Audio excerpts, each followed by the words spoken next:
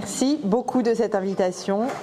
Moi aussi, je suis très émue d'être là parce que je ne sais pas si vous savez, mais je suis une ancienne de Saint-Maur. Et il y a bien longtemps, il y a une quinzaine d'années, j'avais des enfants scolarisés ici. Ensuite, j'ai déménagé, redéménagé. Et donc, de passer par ici, c'est une grande émotion de retrouver ces locaux. Et donc, merci pour l'invitation. On va bien évidemment se préparer à la fête de Pourim qui arrive à grands pas. Dans vraiment quelques jours, bientôt Shabbat Zachor. Et on va se réunir à la synagogue pour dévoiler ce qui est caché, puisque c'est la traduction du mot Megillat Esther veut dire dévoiler ce qui est caché. Esther veut dire caché. Et donc on va dévoiler ce qui est caché. Et pour dévoiler ce qui est caché, eh bien ce qu'on va faire, c'est qu'on va carrément lire la Megillah en étant masqués. Certains se déguisent plus que d'autres, mais il y a toujours pas mal de personnes dans la salle qui seront masquées, qui seront déguisées, pour appuyer encore plus sur cette idée-là qu'on est en train de dévoiler ce qui est caché. Et bien évidemment, pourquoi est-ce qu'on se déguise ? Vous savez, chaque année, j'explique que la fête de Pourim, elle a une profondeur immense, immense, immense, qui est inversement proportionnelle à l'aspect fêtard et léger apparent. En général, dans la Torah, c'est comme ça. Plus tu vois un aspect fêtard, léger, qui semble décontracté, qui semble être complètement balagan, où rien n'a d'ordre, rien ne fonctionne à Pourim. On est d'accord que rien ne fonctionne comme on avait prévu. Jamais, jamais, dans rien. Eh bien, c'est inversement proportionnel à la profondeur de cette fête, qui est très, très, très profonde. On a l'habitude de dire Pourim, c'est que Yom Kippour, c'est Kepourim. Sur Kippour, je n'ai pas besoin de vous dire à quel point c'est profond. Eh bien, on a cette profondeur dans Pourim, et c'est une profondeur qui est cachée, qu'on doit dévoiler. Et qu'est-ce qui est le plus caché au monde ? Et c'est peut-être pour ça qu'on est tous déguisés pendant qu'on dévoile ce qui est caché. Qu'est-ce qui est le plus caché au monde ? Pour chacune d'entre nous, la chose la plus cachée, qu'on a le plus envie de dévoiler, c'est quoi ?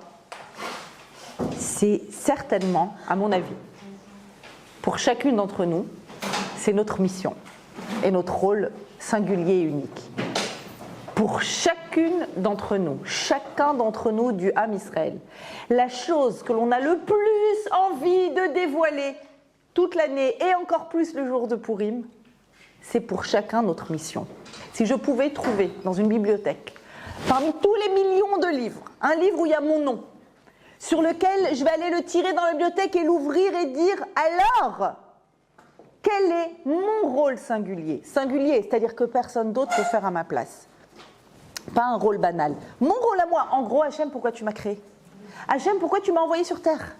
Je veux dévoiler ce qui est caché.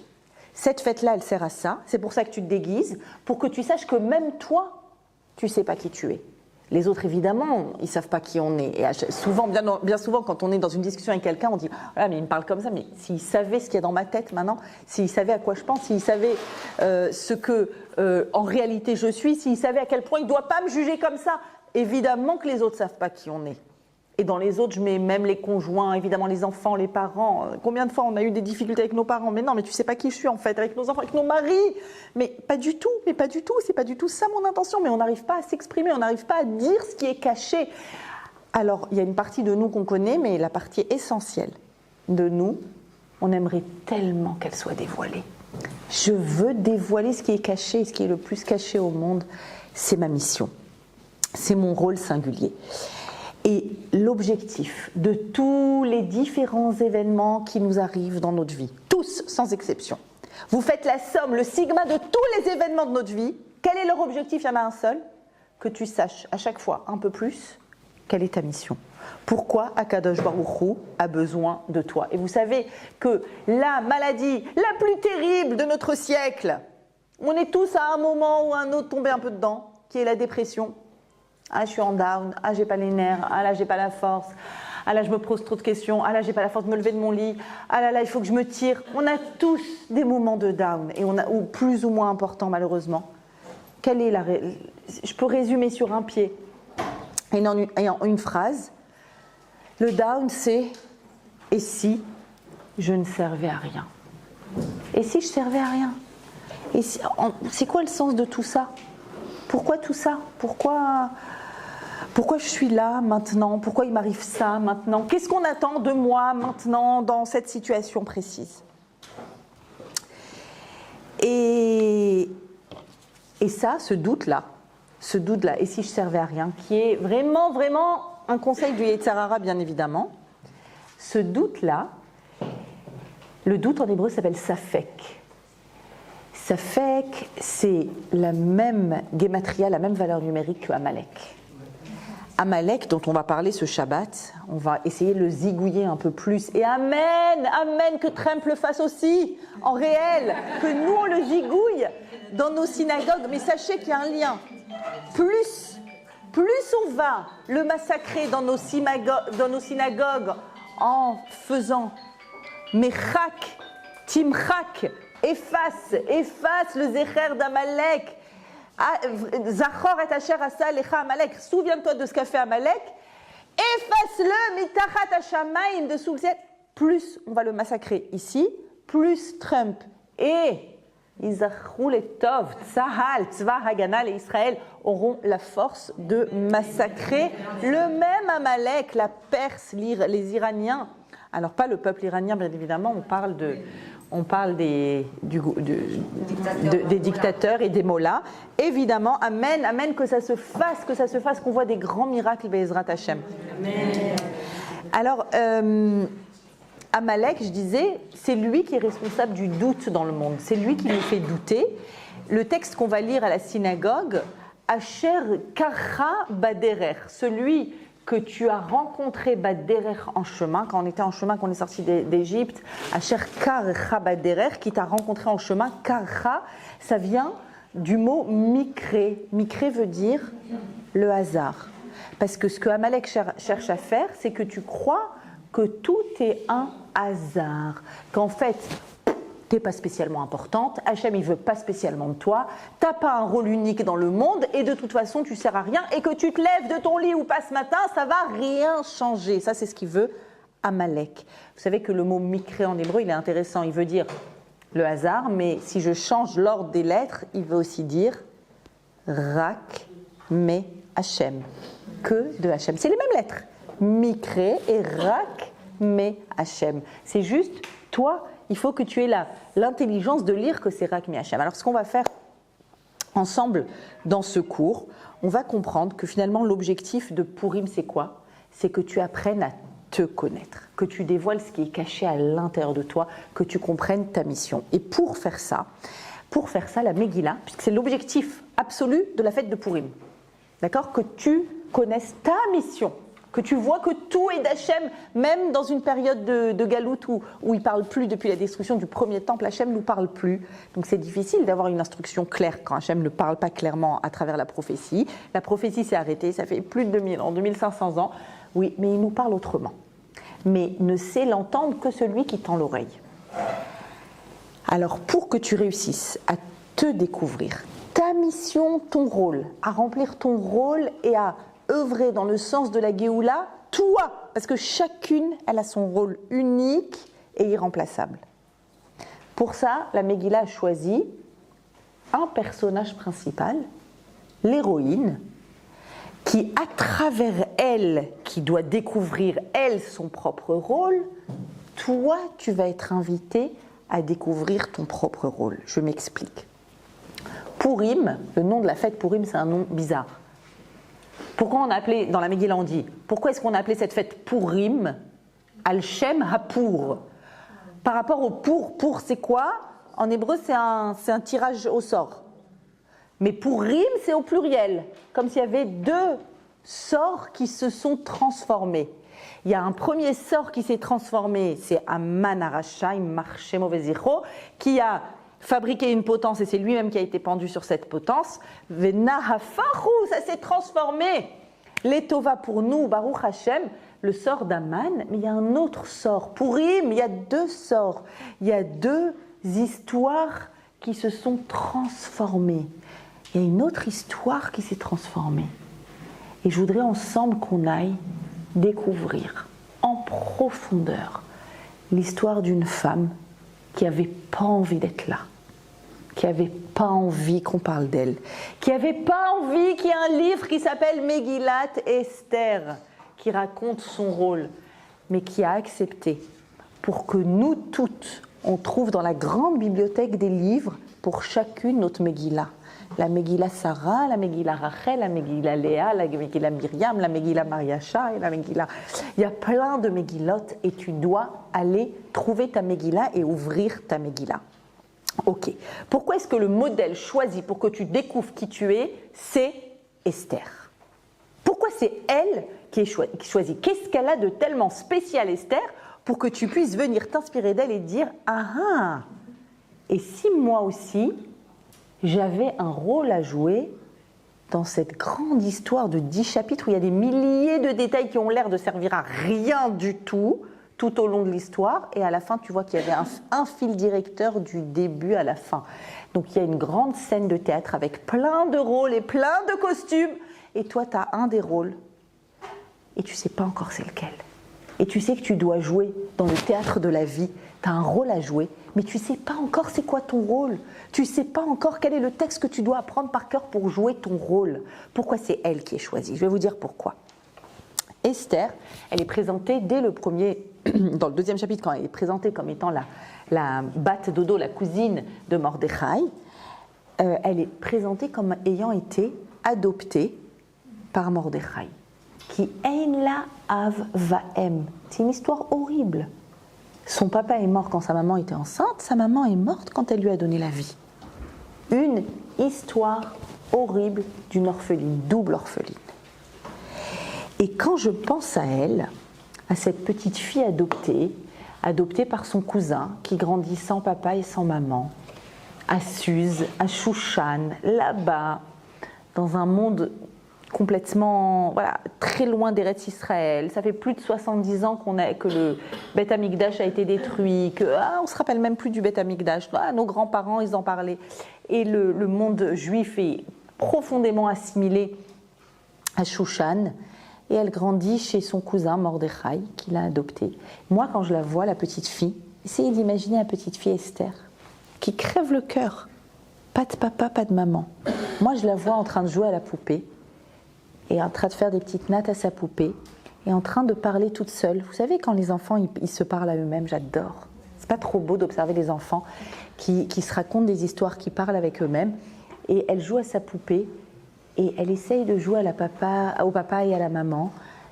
Et comment est-ce qu'on joue au papa et à la maman?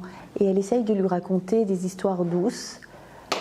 Mais quelle douceur il y a dans sa vie. Et j'imagine une petite fille très secrète, très intérieure, très profonde, très triste, mais comme tellement d'orphelins, elle ne veut pas qu'on ait pitié d'elle, alors elle ne le laisse pas paraître.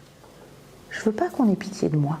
Et donc elle sourit tous les matins en allant à l'école, et elle a ses copines, et elle fait semblant de jouer à la corde et à la marelle, mais elle est d'une tristesse infinie à l'intérieur. Mais elle ne veut pas faire de la peine à tonton Mordechai. Alors elle ne lui montre pas combien elle est triste. Mais elle est d'une tristesse infinie. Mais elle a appris, la vie lui a appris à cacher ses émotions, à cacher cette tristesse. Parce qu'il faut... Qui peut comprendre la tristesse d'une petite fille comme ça? Est-ce qu'on peut comprendre cette tristesse? Alors, vous savez, par exemple, dans les documentaires, il y a souvent des documentaires comme ça qui passent sur des personnes qui ont été adoptées enfants et qui, par exemple, qui sont nées sous X ou autre et qui cherchent leur histoire. La particularité d'un enfant orphelin très jeune, c'est de vouloir connaître son histoire. Je veux voir une photo. Je veux qu'on me raconte qui c'était, qu'est-ce qui s'est passé, pourquoi, ou qu'est-ce qui s'est passé pour papa, qu'est-ce qui s'est passé pour maman.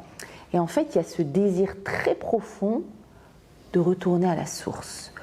Donc, le personnage principal, l'héroïne de notre Megillah, qui donne son nom à la Megillah, Megillat Esther, elle est décrite dès le début comme une personne qui a très peu de caractère. elle n'a pas du tout une forte personnalité. Ça, on le voit, c'est flagrant dans les 4 premiers chapitres de la Megillah. Comment je sais? À chaque fois qu'on parle d'Esther, il y a une forme passive. C'est jamais Esther qui fait une action, c'est une action qui est faite sur Esther. Va-t-il-akar Esther? Elle a été prise. Il y a une phrase horrible, terrible dans la Megillah, où Mordechai va à Bechatzar Anashim, il va là où elle a été prise, la date est Shlom Esther, il veut savoir comment elle va, la pauvre chérie, qu'est-ce qui se passe avec elle, mais la date maïe aseba, savoir qu'est-ce qu'on va faire avec elle. On dirait un sac de... Qu'est-ce qu'on va faire avec elle? Qu'est-ce qui va lui être fait?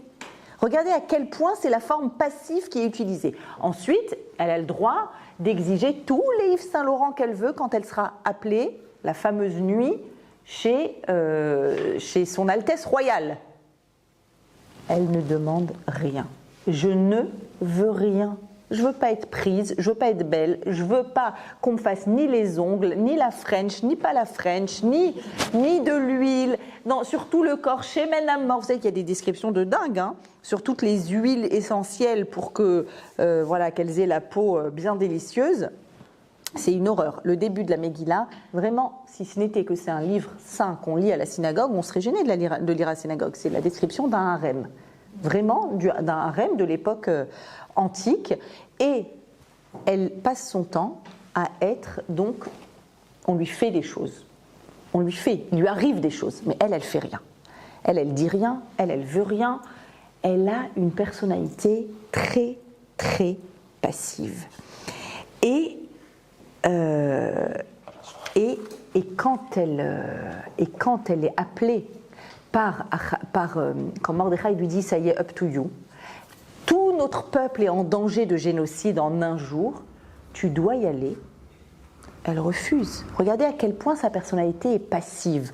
Elle ne veut pas y aller, parce que, même psychologiquement, il faut savoir que, regardez, on a déjà dit, elle a toutes les raisons de ne pas y aller. Première raison au niveau de sa nature, on a dit que c'est une femme passive par nature. C'est pas son truc, quoi, d'aller se battre. Deuxième raison, psychologiquement, vous vous rappelez le début de l'histoire de la Megillah? Quand il n'est pas content, monsieur Achashverosh, il fait quoi? Il pend sa femme. Il la pend. Mais elle a fait quoi? Elle a fait quoi? Tu lui as dit, viens montrer comment t'es belle.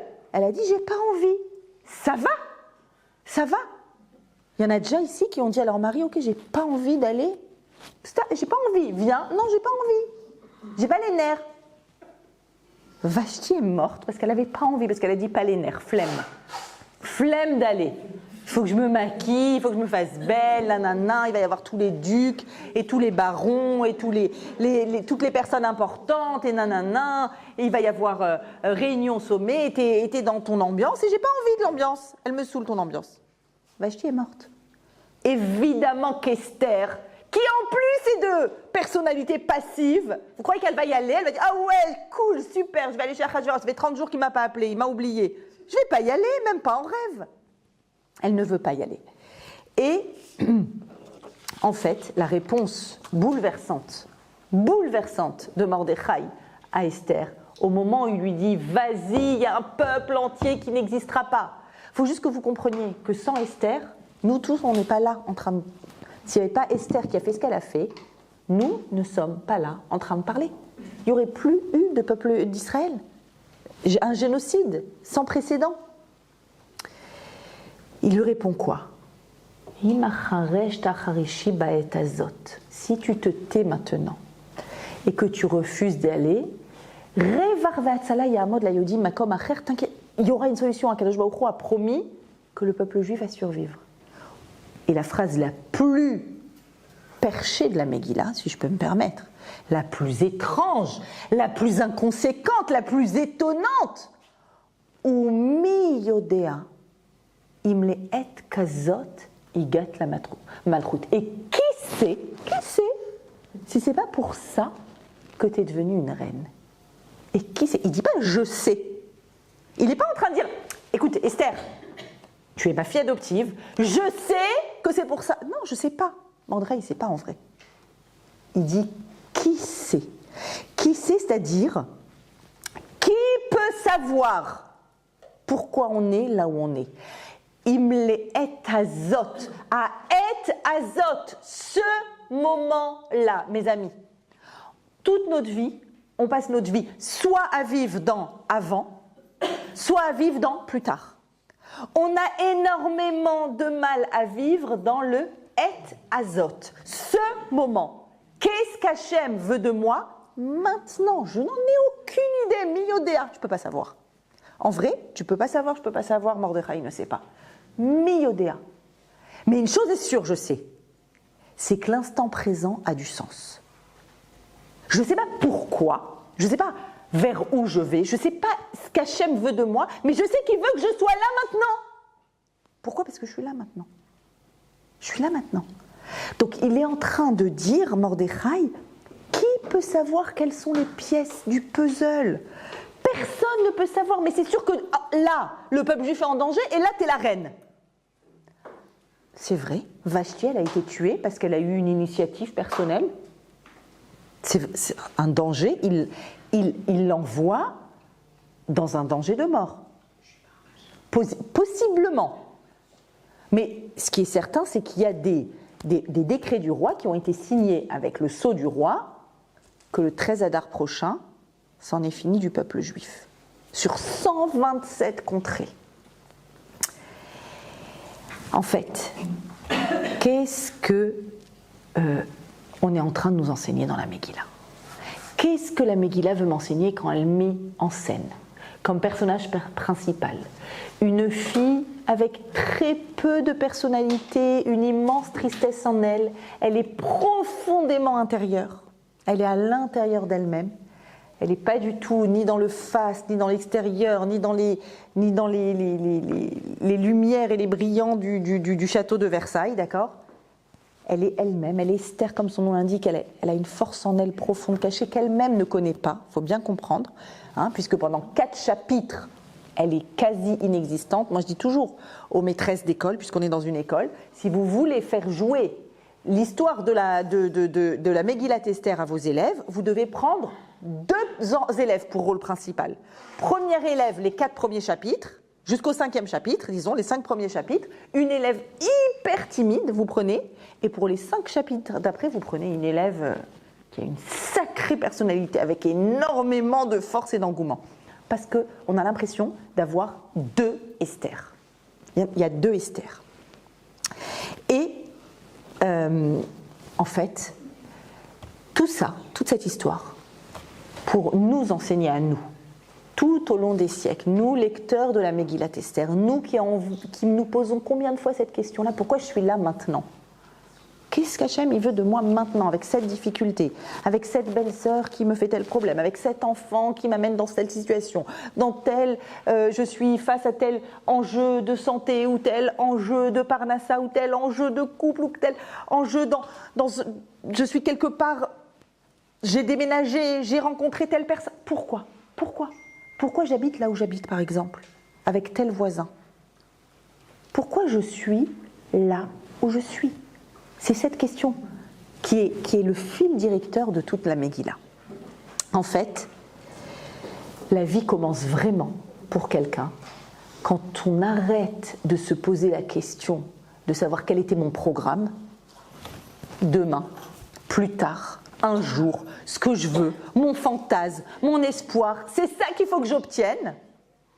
Dès que tu arrêtes de te connecter à ton fantasme, à ton programme de rêve, et que tu te connectes aux occasions qu'Akadosh Baruch Hu te présente. Oui, mais l'occasion qui vient de me présenter, elle correspond absolument pas à mon projet. C'est pas mon projet de vie. C'est pas ça que je veux. Je voulais pas ce mari. Je voulais pas cette belle famille. Oui, je voulais ce mari, mais je voulais pas la belle famille qui va avec, et je savais pas, et je comprends pas, et je voulais pas d'un enfant qui a telle et telle difficulté, et je voulais pas être dans une situation de, et je voulais pas être ce type de maman. Ok, tu voulais pas être ce type de maman. Et des fois, tu deviens une sorcière.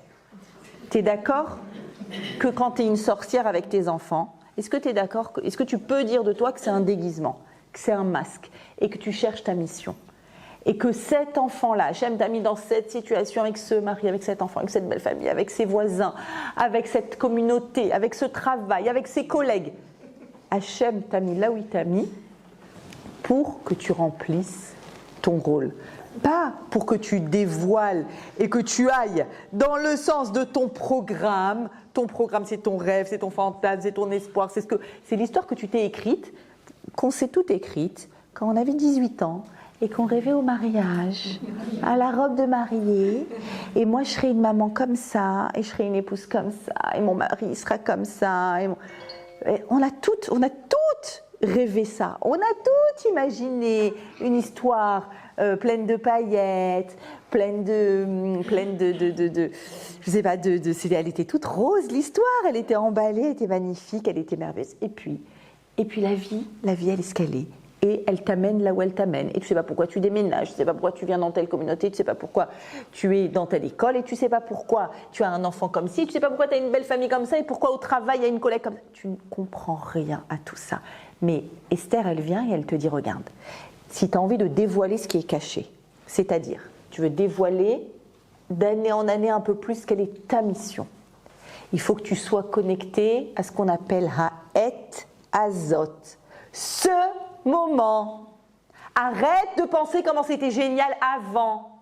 Arrête de dire un jour j'arriverai au fantasme de ma vie. Arrête.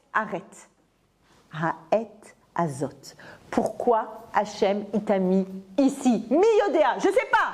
Mordechai il vient pas en disant je sais que c'est pour ça. Il en sait rien. Qu'est-ce qu'il en sait? Ça va marcher, ça va pas marcher. Nous on connaît la fin de la Megillah. Lui il la connaît pas au moment où il dit ça. Mi-Yodéa. Mais tu es obligé de te poser la question. Pourquoi je suis là maintenant? Qu'est-ce qui se passe dans le moment présent? Et si tu arrives à lâcher prise sur ce que tu rêverais avoir comme vie, et que tu arrives à vivre la vie qui t'est donnée, tu es en train de vivre vraiment. À ce moment-là, tu es en train de vivre vraiment et de te connecter un peu plus à vraiment ta mission. Il y a une histoire qu'on raconte dans le monde Chabad. Moi, je n'ai pas grandi Chabad, mais je suis une Chabad de cœur. D'affection, je suis absolument une fan absolue. Et dès qu'on s'occupe du peuple juif là où il est, ça m'émeut énormément. Et on raconte dans le monde Chabad une histoire d'une certaine Madame Popak de New York. Il y a longtemps, il y a une quarantaine d'années. Il y avait une sorte de réunion Chabad, de femmes Chabad à Détroit. Donc elles partent de New York. C'est un groupe de 20 femmes qui partent de New York pour une réunion des femmes Chabad, pour leur donner des outils pédagogiques, etc. Et elles devaient revenir, c'était 3 jours de séminaire, elles devaient revenir vendredi matin très tôt. Et il y a un problème météorologique et l'avion ne décolle pas et tout le monde est débarqué de l'avion. Est-ce qu'on va avoir le prochain avion? Et non, on n'a pas le temps d'arriver à temps. On est coincé ici. Qu'est-ce qu'on fait ici? Et il y en a une qui réussit à appeler le secrétaire du rabbi en disant on est bloqué. On est bloqué à Détroit, on ne sait pas quoi faire. Et il répond une femme juive n'est jamais bloquée quelque part. Ça n'existe pas. Trouvez pourquoi Hachem a voulu que vous restiez ce Shabbat ici. Effectivement, elles vont faire un Shabbat là-bas, elles vont distribuer des nérotes de Shabbat, elles vont influencer comme elles savent le faire. Cette phrase, elle doit rester en nous. Un juif n'est jamais bloqué quelque part. C'est pas possible qu'on soit bloqué. Si je suis quelque part, c'est que j'ai quelque chose à faire. Or, on a tous ce décalage-là. On a tous le décalage entre le rôle que je veux jouer dans le grand théâtre de la vie et le rôle qu'Hachem m'a assigné. Et c'est pour ça qu'il y a des masques à Pourim. Parce que tu ne sais pas vraiment c'est quoi ton rôle.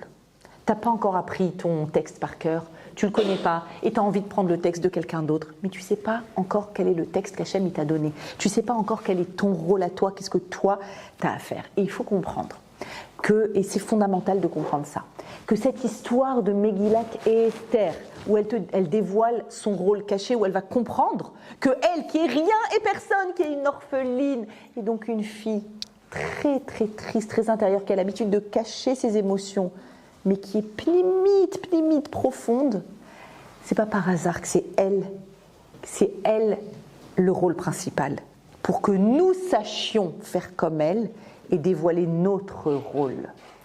Il y a une histoire dans la Torah qui ressemble tellement à l'histoire d'Esther.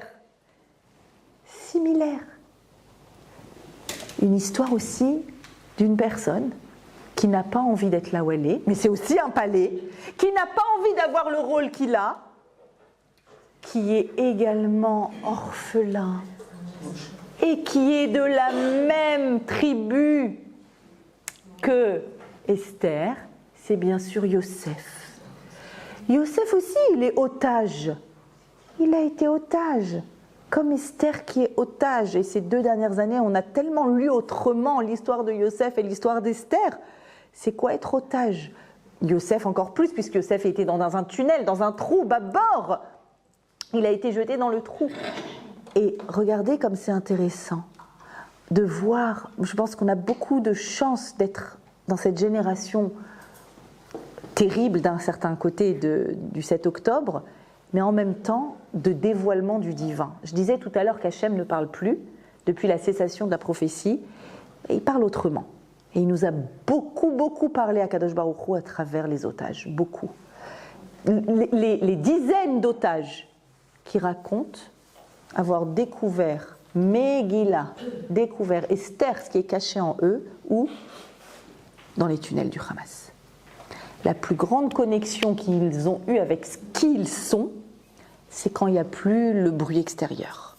Ni la lumière, ni les masques, ni les rôles, tous ces rôles les uns après les autres qu'on a envie de jouer, tous ces fantasmes qu'on a du futur rôle qui sera le nôtre. Non, connecte-toi à ce que tu es maintenant, qui tu es maintenant, même dans un tunnel. Yosef Hatzadik a une histoire tellement similaire à celle d'Esther. Yosef est malgré lui vendu. Il est malgré lui ensuite dans un palais, dans le palais de Potiphar d'abord. Et plus tard, il va être en prison, il va sortir de prison. Et plus tard, il aura un rôle à jouer, comme Esther, un rôle politique. Un rôle politique qui va impliquer des prises de décision politiques qui vont avoir des conséquences sur tout le peuple d'Israël. Tous les deux. Et regardez un lien entre la Megillat Esther et les parachiotes qui parlent de Yosef, qui est saisissant. Je n'en avais jamais entendu parler jusqu'à ce que le Rav Ashkenazi l'évoque, Rav Shneur Ashkenazi, évoque ce lien qui est saisissant. Vous savez que la très grande particularité du texte de Esther, c'est qu'il se passe toutes les intrigues imaginables, c'est une histoire captivante, mais il y a un truc qu'il n'y a pas dedans, du début à la fin, c'est Dieu. Débrouille-toi dans un monde où Dieu ne parle plus. Débrouille-toi. Il n'y a pas Dieu. Il n'apparaît pas. Et où aussi Dieu n'apparaît pas, tout au long des parachiotes de l'histoire de Yosef. Le seul endroit où le nom d'Hachem apparaît, j'ai revérifié, c'est quand la Torah dit que tout ce que Yosef fait, Hachem matzliach beyado. Sache, toi qui lis la Torah, qu'Hachem, il fait réussir Yosef. Mais à aucun moment, il y a Hachem qui parle à Yosef. Hachem ne parle pas à Yosef. Yosef doit réussir à ressentir Hachem dans l'épaisseur des ténèbres qu'il est en train de vivre. Vendu par ses frères. Ils ne sont pas venus le chercher. 13 ans de prison. Ça fait 20 ans maintenant qu'il est loin de sa famille. Et papa, qu'est-ce qui se passe? Et il est orphelin. Yosef, il est comme Esther. Yosef, c'est un petit garçon qui rêve. C'est un rêveur. Vous vous souvenez qu'il fait des rêves, Yosef? Il est tellement naïf qu'il va raconter ses rêves à ses frères. Tellement naïf. T'as pas compris qu'il y a un problème? Non, il n'a pas compris. Il va, et son père lui dit, va voir le Shlom Achichem. Sous-entendu, va faire le shalom avec tes frères. Je vois bien que vous vous disputez, les enfants. Je suis triste, moi, papa, Yaakov, Israël, je suis triste. Allez faire le shalom, je vous en prie. Tout naïvement, il est allé. C'est un jeune homme qui n'a plus sa maman, qui passe son temps avec les brebis, avec les chèvres, qui rêve, qui fait des rêves et qui ne comprend pas à quel point à l'intérieur de lui, il se passe des choses et il n'est pas compris à l'extérieur. Un peu comme Esther, qui vit des choses à l'intérieur d'elle, mais à l'extérieur, on la voit différemment, on la voit avec un rôle, avec un masque. Yosef exactement pareil. Et Yosef, donc Hachem, comme on a dit, qui ne lui parle pas, et tous les deux sont dans une situation imposée, et tous les deux décident d'en faire quelque chose. Comme Esther, où on a dit qu'elle avait il y a deux Esther. Il y a la reine Esther pendant 5 chapitres, la reine Esther pendant les 5 chapitres d'après. De la même façon, Yosef. Yosef, il a un petit peu deux personnalités. Un premier Yosef, tout le temps où il est jeté dans le puits, il est vendu en esclave, il est amené en Égypte, il est vendu à Potiphar. Là-bas, il est accusé d'un viol qu'il n'a pas fait, vous vous souvenez, il est jeté en prison. Et tout au long de tout ça, pas un verset ne parle des émotions de Yosef. Pas un. On te dit qu'Hachem le fait réussir. Il essaye de se débrouiller tant bien que mal dans cette situation cauchemardesque. On ne connaît pas ses émotions. Comment tu te sens? Qu'est-ce qui se passe à l'intérieur de toi? Mais à partir du moment où ses frères arrivent en Égypte pour acheter, vous vous souvenez, pour acheter à manger, c'est la famine, et qu'il les reconnaît. De là jusqu'à la fin de Béréchit, Yosef n'arrête pas de pleurer.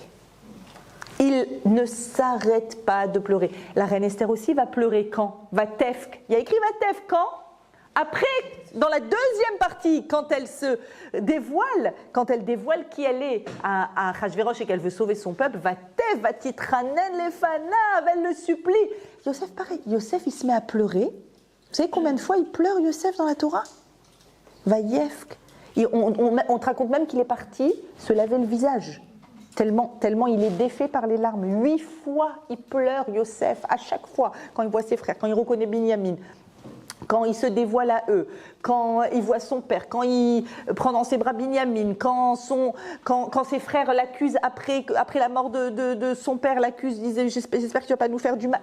Il ne fait que pleurer, Yosef. C'est un chninouche, mshik para. Un chninouche. Mais tu le vois. Alors qu'on le voyait, comment on le voyait avant? Très fort chez Potiphar, très fort dans la prison, il dévoile les rêves, il arrive à les expliquer, ensuite il est Premier ministre chez Pharaon, il gère une économie d'une multinationale. Gever. Et après Chninouche, qui fait que pleurer, le fils de maman Rachel, quoi, qui est orphelin, qui est plein d'émotions, qui les a cachés. Pourquoi ces deux situations? Parce que tu sens ici, tu vois ici, que quand tu dois être dans l'action, tu ne peux pas te laisser aller. Tu dois y aller. Tu dois sauver ta peau, Yosef. Tu dois réussir. Une fois qu'il n'est plus dans l'action, il n'est plus dans le moment où il cherche sa mission. Ça y est, il a dévoilé sa mission, il a rempli sa mission. Là, tu vois en réalité toutes les émotions qu'il y avait à l'intérieur de lui. Vous savez quel est le détail chez Yosef qui est bouleversant, qui fait que Yosef a pu sortir de prison et plus tard, et qui est devenu Premier ministre d'Égypte et qui a retrouvé ses frères et qui a retrouvé son père. Il y a un détail. Quand tu lis attentivement l'histoire de Yosef, qui préfigure, vous le comprenez maintenant, qui préfigure l'histoire d'Esther, en fait, il y a un détail qui fait que Yosef, c'est Yosef. Et vous allez voir, c'est quoi? Ha'et azot. Remplir pleinement le moment. Être connecté au moment présent. C'est un détail. J'ai lu pendant des années les parachiotes et je n'ai pas relevé ce détail. Qu'est-ce qui fait? Un détail. Que Yosef, finalement, va être sorti de prison. C'est quoi? Ça, vous le savez. Il a interprété les rêves du roi. Mais avant ça, comment ça se fait que... Voilà, maître échanson, maître panetier. D'accord, donc on sait qu'il a interprété des rêves. Non seulement il rêve, mais il interprète des rêves. Très bien. Dites-moi. Alors, une seconde. Comment en est-il arrivé, c'est ça le détail qui manque à tout le monde, comment en est-il arrivé à interpréter les rêves des deux personnes, maître et chanson? Bravo. Il y a une phrase qui va tout changer. Madoua pnechem ra'im hayom. Pourquoi vous êtes mshunfen aujourd'hui? Je vous mets dans le contexte. Ça fait des années qu'il est en prison. Avant d'être en prison, il a été accusé d'un viol qu'il n'a pas fait. Avant ça, il était esclave de Potiphar. Avant ça, il a été jeté dans un puits plein de scorpions par ses frères. Elle n'est pas belle sa vie, on est d'accord? Elle est horrible sa vie. Il est en prison, hyper loin, en Égypte. Un matin, il se lève, en prison, dans son même cachot, et il voit ses deux co-détenus, et il leur dit, qu'est-ce qui se passe aujourd'hui? Vous n'avez pas l'air dans votre assiette. Vous avez passé une mauvaise nuit, les gars? Dites-moi, qui se lève en prison, se tourne vers deux co-détenus et dit, qu'est-ce qui se passe? Ça n'a pas l'air d'aller. Hayom, aujourd'hui. C'est-à-dire qu'il a un lien avec les gens autour de lui, tel qu'il voit la différence entre la tête d'hier et la tête d'aujourd'hui. Et effectivement, il y a eu des rêves bizarres cette nuit. Et il vient les interpeller et s'intéresser. Dis-moi, il va se passer quoi, Yosef, dans ta vie si, au lieu de les interpeller, tu vas juste faire un trait de plus sur le mur en comptant qu'il y a un jour de plus qui est passé en prison et faire ton taf que tu as à faire en prison. Il était le responsable des prisonniers, vous vous souvenez. Donc il avait certainement beaucoup de choses à faire et il doit distribuer la soupe et il doit distribuer... Il va se passer quoi si tu leur demandes pas qu'est-ce qui va pas? Vous vous rendez compte de cette sensibilité extrême là où il est? Mais tu pourrais très bien dire, mais attends, je suis en prison, là où je suis, j'ai pas envie d'être là. Mon projet, c'était pas ça. Déjà, je suis orphelin de Ima Rachel, j'ai été vendu par mes frères. Mon projet, c'était pas de croupir pendant des années en prison, en plus pour quelque chose. C'est faux, j'ai rien fait. Et là, qu'est-ce que je fais maintenant? Je suis là. Je suis là. Je voulais pas être là, mais je suis là. Ok, t'en fais quoi? T'en fais quoi? Comment est-ce que tu donnes le meilleur de toi là où t'es? Donne un peu d'attention à tes co-détenus. Vérifie comment ils vont. Demande-leur. C'est une phrase qui va tout changer. Ils vont raconter les rêves. Il va expliquer les rêves. Un des deux va sortir de prison. 2 ans après, il va se rappeler de lui. Pendant 2 ans, Yosef, il s'est dit à quoi ça a servi que... Non, il ne s'est pas dit ça. Il s'est dit, j'ai fait ce que j'avais à faire au moment où j'avais à le faire. Au moment où j'avais à le faire, il fallait que je leur demande comment ça va. Je leur ai demandé comment ça va. Je me suis intéressée à ceux qui sont autour de moi. Vous savez que si on arrive, celui qui a le plus réussi à développer au XXe siècle cette notion de shlichut, c'est Béhémet le Rabbi.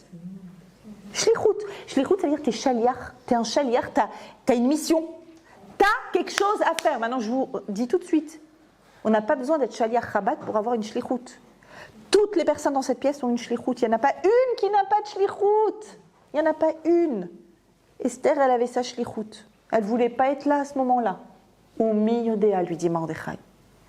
Non, la question, c'est quoi notre shlichut à nous? Chacune de nous a l'obligation de se poser cette question. Je dis toujours à mes élèves qui sont à l'université en France. Tu es en France, tu es à la Sorbonne, tu es à Garancières, tu es à Dauphine, tu as une shlichut. Ne crois pas une seconde que ton rôle, c'est d'être là, de traverser l'université sans dommage, de sortir avec ton diplôme et super, génial. Pas du tout. Il y a Hachem dans ta vie, il y a des mitzvot dans ta vie, tu as une shlichut. Tu as une shlichut, tu vas rencontrer, combien tu vas rencontrer de femmes, de filles, de gars qui ont des noms non juifs, qui ont une grand-mère juive, une mère juive, qui vont oser te dire, et à quel moment tu vois que Clémentine Châtelain, elle est juive. Non, elle a rien de juive. Clémentine Châtelain, je ne savais pas qu'elle était juive. Elle est juive. Elle est juive, vas-y. Vas-y, connecte-toi à elle. Tu as une mission. Tu as une mission au travail. Au travail, tu as une collègue qui, depuis le 7 octobre, t'a fait un petit clin d'œil. Elle t'a dit, je suis d'accord avec toi, hein. Moi, je te soutiens. Mais je ne sais pas pourquoi elle te soutient. Je vous soutiens, genre Bibi c'est toi, tu vois. Tu connais, depuis le 7 octobre, Bibi c'est nous. On est Bibi. Ok, je vous soutiens. Qu'est-ce que tu as à faire avec cette personne? À quel moment je dois l'inviter? Est-ce que je dois l'inviter? Est-ce qu'on doit être en lien les uns avec les autres? Évidemment, c'est ça le Am. La notion de Am Israël va naître pendant la Megillat Esther. À votre avis, mes amis, pourquoi toutes les mitzvot de Purim sont des mitzvot qui sont liées aux autres? Tu dois aller écouter la Megillah avec ta communauté, tu dois envoyer des mishloach manot à ceux que tu connais, en général à la blacklist, c'est à eux qu'il faut le plus envoyer, c'est clair, pour ce Rabbi Bosché, le shalom. Tu dois faire le mishté avec tes proches. Tu dois faire matanot, la evionim. Matanot, contrairement au manot. Manot, c'est très précis. C'est pour quelqu'un de précis. Matana, donc c'est l'argent qu'on donne. Les pauvres, c'est dire, mais quoi, je ne les connais pas. C'est ton peuple. C'est ton peuple. C'est ta chair. C'est ta famille. C'est ta famille. Tu dois faire attention à eux. La notion de Am Israël est la notion la plus centrale de la Megillah. L'Erknos et Kol HaYehudim. Il faut qu'on crée une unité. C'est encore plus vrai aujourd'hui. Aujourd'hui, Am Israël est trop éparpillé. Il y a trop. La galoute a produit des délires. Et les Ashkénazes et les Séfarades. Et les Chassidim et les Lituaniens. Et les Dati Léomi et les Haredim et les. Mais ça va pas ou quoi? Israël, c'est tout. On est Israël. Am Israël. Et donc, ton rôle, c'est quoi? C'est déjà, tu as un rôle évident, c'est là où tu es, Hachem, il voulait que tu sois. Tends une main. Tends une main. Dans ton immeuble. Dans ton immeuble, la famille Durand de ton immeuble. Qui n'a pas de mezouza, mais qui t'a laissé passer quelque chose. Crée un lien, essaye, vas-y, va. Tu as un rôle, vous savez, mesdames, je vous assure, ça me bouleverse parce que on est dans notre petite bulle là, on est dans une école juive, magnifique école juive, avec une jolie communauté ici à Saint-Maur. On est dans une bulle. Vous ne vous rendez pas compte. L'écrasante majorité, 80% des juifs de France sont perdus. Ils sont inscrits dans aucune synagogue à Kippour. Aucune. Je ne parle même pas des juifs de Kippour, je parle au-delà de ça. Vous savez, j'ai un frère qui s'occupe beaucoup de faire des voyages d'identité et de renforcement d'identité en Pologne. Il faut voir les jeunes qui s'inscrivent dans ces voyages. Ah, j'ai un grand-père juif, j'ai une grand-mère juive. Je suis venue pour savoir quelle était l'histoire de ma famille, du côté de mon père, du côté de ma mère. Mais on ne se rend pas compte. C'est énorme. Akadosh Baruch Hu nous a donné à chacun. Alors ça, c'est un rôle. C'est un rôle, je sais qu'on a tous. C'est cette main tendue vers ceux qui sont autour de nous pour leur dire, tu sais, on fait partie du même peuple. On est dans la même famille. On est cousins, toi et moi. Ça, c'est un premier. Il y a plein d'autres rôles, bien sûr. À part celui-là, il y a encore énormément de rôles qui sont les nôtres. Et en fait, il faut savoir saisir les occasions qui nous sont données au moment où elles sont données. Je suis là, maintenant. Je suis en train de faire la queue dans tel endroit. Pourquoi je fais la queue? Qu'est-ce qu'il y a? À qui je parle? Qui est à côté de moi? Toujours. Soyez toujours connectés à Et Azot. Arrêtez de fantasmer sur le passé. Arrêtez d'avoir un programme fou sur le futur. Tu connais pas le futur. Tu sais pas. Miodéa. Tu sais pas. Tu sais pas si Hachem veut que tu sois là, ou il veut que tu sois là, il veut que tu continues comme ça. Tu sais pas. Mais là, maintenant, tu es une épouse. Maintenant, tu es une maman. Maintenant, tu es une sœur. Maintenant, tu es une fille. Maintenant, tu es une. Ok. Alors ça, ce rôle-là, que tu es en train d'être là, maintenant. Tu es une sœur, maintenant, sois une sœur. Tu es une fille, tu sois une fille. Tu es une maman. Sois une maman, sois pleinement.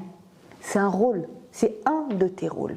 Et petit à petit, de Purim en Purim, vont se développer de plus en plus. Tu vas dévoiler ce qui est caché, c'est-à-dire quel est ton rôle, quelle est ta mission. Je voudrais finir par une histoire. Qui est racontée par Rav Ashkenazi sur comment tout finalement est relié à tout et que pourquoi est-ce qu'on est dans une situation à un moment, ça a du sens. Il raconte comme ça qu'il y a une famille, je vais voir si j'ai noté, oui j'ai noté, une femme qui s'appelle Nechama Margolin qui habitait en Russie et à l'époque du début de la guerre, et son mari qui s'appelle Zousha a été pris par l'armée. Elle n'a pas de nouvelles depuis bien longtemps. Et ensuite, quand la Russie, l'Ukraine vont être envahies par les nazis, il faut fuir. Elle ne sait pas quoi faire, fuir, ne pas fuir. Elle est maman de 3 petites filles, une de 5 ans, une de 7 ans et un nourrisson qui vient de naître. Et elle a la possibilité de monter dans le transsibérien, d'aller jusqu'à l'Ouzbékistan, 5000 km. Elle y va avec ses enfants. Il y a des nazis partout, il y a des soldats russes. Et elle est avec ses enfants. Elle n'ose pas descendre dans les arrêts. C'est très très long comme train. Elle n'ose pas descendre pour aller acheter de la nourriture. Elle n'a plus de nourriture. Je ne sais dans quelle situation à la fois son bébé nourrisson va mourir et elle aussi va mourir. Et vont rester dans ce train les 2 petites orphelines, une qui s'appelle Mina et une qui s'appelle Tova, 5 ans et 7 ans. Elles arrivent au-delà de là où elles devaient arriver. Elles devaient arriver à Tashkent, elles vont encore au-delà. Elles sont au terminus du train, tout le monde descend. Il reste 2 petites filles seules, sous une couverture, tremblantes, affamées. Qu'est-ce qu'on en fait? On les met dans un orphelinat. Elles finissent la guerre dans cet orphelinat. La grande qui prend soin de la petite. Et à la fin de la guerre, les autorités demandent à chaque enfant, donnez-nous une adresse, on va envoyer des lettres à vos familles pour voir s'il y a des gens qui peuvent venir vous chercher. Elle sait que dans sa propre adresse, il n'y a plus personne. Et elle dit, il faut que je trouve une autre adresse. Il faut que je trouve une adresse. Elle prie pour trouver une adresse qu'elle finisse pas. Elle a 12 ans à ce moment-là, à la fin de la guerre. Et elle se rappelle tout d'un coup d'un matin, le matin le plus énervant de sa vie. C'était veille de Pessah. Elle avait 7 ans. Elle a accompagné sa maman au bureau de poste. Elle l'a aidé à porter une petite caisse d'huile de graisse, le gras de l'oie. Pourquoi? Parce que c'était la veille de Pessah. Et pour cuisiner, ils n'avaient pas d'huile cachère les Pessah. Donc ils prenaient le gras de l'oie pour cuisiner. Et sa maman, Nechama, l'envoyait à sa sœur qui habitait à Saint-Pétersbourg. Elle l'envoyait par la poste pour que sa sœur qui n'avait pas ce produit puisse cuisiner pendant Pessah. Et donc c'était quelques jours avant Pessah. Et le responsable là-bas à la poste, il marchait un antisémite qui voulait pas se prendre la tête, même non, pas du tout, c'est mal emballé, ça va sentir mauvais, ça va couler, ça va truc. Bah t'as qu'à le réemballer, non, il fallait qu'elle fasse 2 heures de route jusqu'à chez elle avec cette caisse pour le réemballer, etc. Elle a dit à sa fille, écoute, tu restes ici, n'aie pas peur, tu restes ici, à l'intérieur du bureau de poste, j'en ai pour 2 heures, 3 heures, le temps de revenir et d'amener un autre emballage pour qu'il accepte de me l'envoyer. La gamine, elle reste 3 heures la matinée, seule, à côté pour garder la petite caisse de gras à envoyer à la sœur. Qu'est-ce qu'elle fait? Qu'est-ce qu'une gamine de 7 ans, quitte à Aleph, elle lit. Et elle lit l'adresse de sa tante, parce qu'elle déchiffre elle vient d'apprendre à lire, donc elle lit l'adresse de sa tante. Et à ce moment-là, elle se rappelle. Elle se rappelle de l'adresse de sa tante. Bon, ils envoient une lettre à cette tata. Le mari prend le train 5000 km, va les chercher, les amène en Israël, à Kfar Chabad en Israël. Toutes les 2 ont été sauvées, sont revenues à la maison en Eretz Israël, et toutes les 2 ont fabriqué des tribus entières. C'est une petite histoire qui raconte comment une journée énervante, où tu ne comprends pas pourquoi tu es là maintenant. Qu'est-ce que ça va changer que je sois ici maintenant? Pourquoi je dois être là, ici, maintenant? Akadosh Baruch Hu, il a des projets. Il a un projet, on ne connaît pas la fin de la Megillah quand on est au milieu de la Megillah. Mais nous, lecteurs de la Megillah, on a l'obligation de dérouler toute la Megillah pour savoir qu'il y a une suite. Si tu sais qu'il y a une suite, alors tu sais qu'il va y avoir des raisons. Et elles vont apparaître ou pas apparaître. Mais il y a une raison à chaque endroit où tu te situes. Alors, Bezrat Hashem, qu'on ait tous la chance de se connecter à l'endroit où on est. Qu'on ait tous la chance, ce pourim un peu plus, de comprendre notre petite mission dans la grande mission. La grande mission, c'est toujours une mission dans laquelle tu as un lien avec quelqu'un. C'est pour ça qu'Hachem te met dans tel endroit, parce qu'il y a quelqu'un. Il y a quelqu'un autour de toi qui doit se connecter à son peuple. Donne-lui la main et amène-le. Et toi, ta mission, ta mission individuelle. Connecte-toi pendant que va s'ouvrir la Megillah, pendant que le Baal Koré va ouvrir, va dérouler toute cette Megillah. Prie dans tes mots à Hachem. Hachem, je ne veux pas rester avec des masques. Je veux connaître quel est mon rôle, mon vrai rôle, ma vraie mission. Et Yéhi Ratzon que chacune d'entre nous puisse grandir le nom d'Hachem à travers nos missions. Amen.